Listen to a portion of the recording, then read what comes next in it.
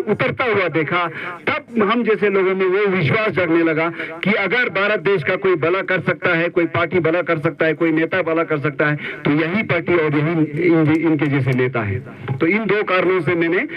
आज Bharatiya Janata party join की। और जो मेरे साथ जितने भी यूथ हो या जितने भी लोगों ने मेरे ऊपर जो विश्वास करके आज भारतीय जनता पार्टी ज्वाइन की, तो उनको भी मैंने यही कहा है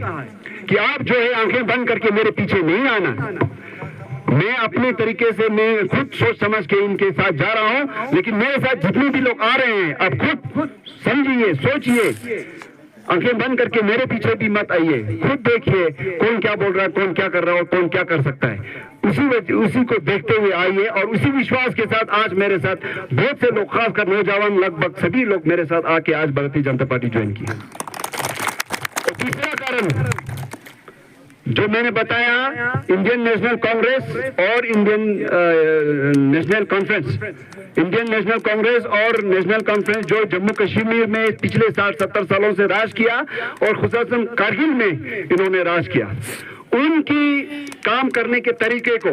उन्होंने बीते हुए 60-70 सालों में क्या किया, उन सब को ध्यान में रखते हुए और उनकी नाकामियों को ध्यान में रखते हुए मैंने डिसाइड किया कि अब हमें जो है एक बदलाव की जरूरत है, एक नई सोच की जरूरत है। अगर हमें कारगिल को आगे बढ़ाना है, अगर हमें अपने लोगों को अच्छी राह दिखानी है, तो हमें जो है अपना रास्ता बदलना ही होगा।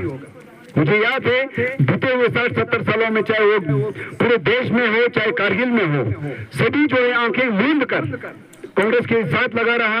नेशनल कॉन्फ्रेंस के साथ लगा रहा, इस विश्वास के साथ कि आज नहीं तो कल, कल नहीं तो परसों, परसों नहीं तो नरसों, ये जो है हमारे जो उम्मीदें हैं, जो हमारे सपने हैं, जो हमारे बच्चों का एजुकेशन या जो भी हो, जितने भी चीजें हो, जो डिमांड्स हो, उनको पूरा करेंगे। लेकिन हमने क्या देखा, उन चीजों पे तो इन्होंने कुछ किया नहीं। बड़े बड़े प्रोजेक्ट्स हो, जैसे जोशीला टनल हो, हाईवे का काम हो, कनेक्टिविटी का काम हो,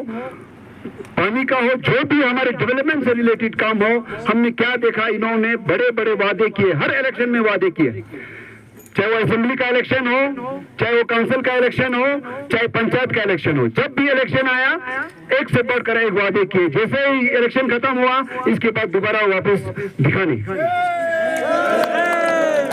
यही कारण है आज हम जैसे लोगों को मजबूर होकर, आज तक हमने साथ दिया, लेकिन आज हम मजबूर होकर अपने फ्यूचर को देखते हुए, हमारे अपने फ्यूचर को देखते हुए और हमारे आने वाले बच्चों के फ्यूचर को देखते हुए, ऐसे पार्टियों को ये बताने पे मजबूर हुआ है कि अब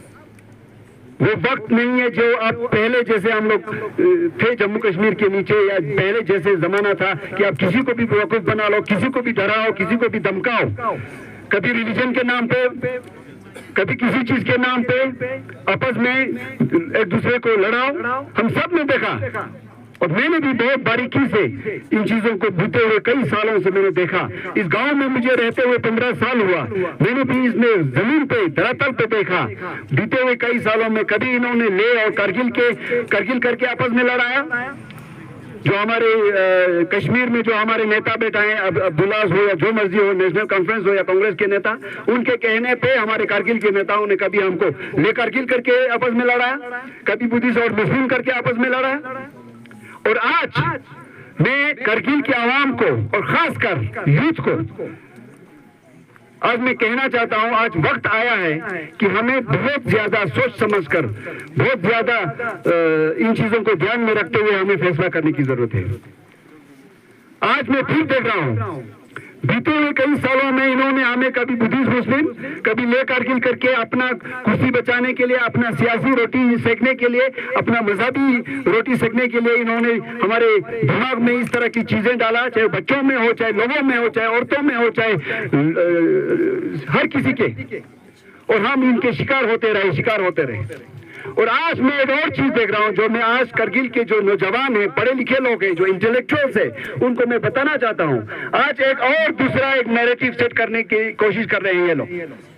जो बहुत ही ज्यादा खतरनाक है, जो हमें समझने की जरूरत है, जो आज तक बीते हुए कई सालों में आज फिर एक नैरेटिव सेट करने की कोशिश क्या कर रहे हैं, क्योंकि इनको डेवलपमेंट के दिखाने को कुछ है नहीं, कुछ किया नहीं। अब इनको लगता है भाई अब तो हमारी हार जो है लगभग निश्चित है, तो वही लोग, चाहे पार्टी के हिसाब से कांग्रेस हो, नेशनल कॉन्फ्रेंस है, जो कभी कुत्ते बिल्ली की तरह आपस में लड़ते थे, आज एक हो गए। ना इनका कोई आइडियोलॉजी मिलता है, ना इनका कोई डेवलपमेंट का एजेंडा मिलता है, ना कोई चीज मिलता है। लेकिन आज इनको ये लगने लगा कि आज जो है कारगिल में भारतीय जनता पार्टी की सरकार बनने वाली है, आज जो है पूरे देश में एक लहर चला हुआ है, तो उसके डर से आज जो है ये एक हो गए और फिर से लोगों को बेवकूफ बना रहे हैं। और उसमें भी खासकर एक चीज जो मैं बताना चाहता हूं कि वो आज फिर एक नैरेटिव सेट क्या कर रहे हैं कि ये जो बीजेपी जो है, ये जो आरएसएस जो है, वो मुसलमान का दुश्मन है, कारगिल का दुश्मन है। लोगों के दिमाग में ये बातें डालना शुरू कर रहे हैं, बच्चों के दिमाग में, लोगों के दिमाग में, सबके दिमाग में ये डर बिठाने की कोशिश कर रहे हैं ताकि इनका जो है अपना काम चल सके। और इनसे जो है खास कर कारगिल के यूथ को, पढ़े लिखे जवानों को, इंटेलेक्चुअल्स को बिल्कुल सतर्क रहने की जरूरत है, वरना हम जो है फिर से डेवलपमेंट से,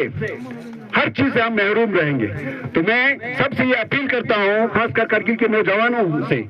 जैसे मैंने,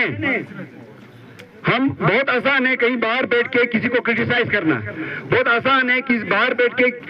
लीडर्स को क्रिटिसाइज करना, पार्टीज को क्रिटिसाइज करना, ये नहीं करता, वो नहीं करता, ये नहीं होता। लेकिन मेरा ये रिक्वेस्ट है सभी से कि हमें जो है फील्ड पे उतरने की जरूरत है, खासकर जवानों को, और नई सोच के साथ, पॉजिटिव सोच के साथ, सबको साथ लेके, सबको ध्यान रखते हुए हमें कारगिल को एक नई ऊंचाई पे ले जाना है। डेवलपमेंट में हमारे बच्चों को एक से बढ़कर एक क्वालिटी एजुकेशन देने की जरूरत है, हमारे लोगों को अच्छे से अच्छा हेल्थ